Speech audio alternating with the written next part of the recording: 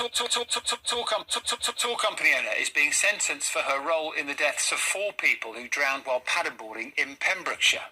Morgan Rogers, Nicola Wheatley, Paul O'Dwyer and Andrea Powell died back in 2021. Catherine Nash has been following the trial for us today in Swansea. Hello, Catherine.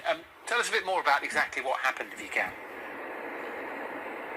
Well, hi there, Jan. I must say some of the details of today's case have been quite upsetting to hear, and they centre around this organised paddleboard tour which took place on the river Clethai in Haverfordwest near the Weir there on the 30th of October 2021. Now, 7 people signed up. They were all considered beginners along with a co-instructor, and we heard how despite hazardous conditions on the water, the tour still went ahead. The owner of the company running the tour, the defendant Neris Lloyd, we can show you her here on crutches. She went ahead with it anyway without a proper risk assessment or adequate qualifications. Now, we heard how within minutes of the group being on the water, they were swept towards the weir.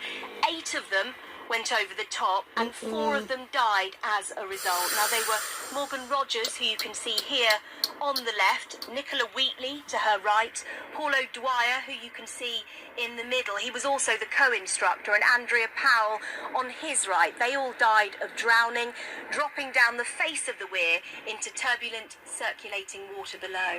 Now, Catherine, you talk about that difficult detail. It must have been a really hard day for the families today.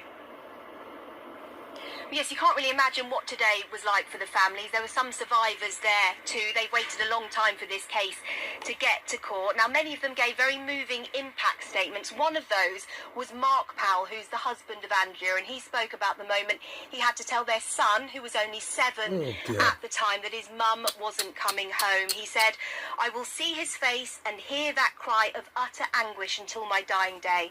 I tried to console him as best I could, hugging him tight and telling him that one day he will see her again in heaven."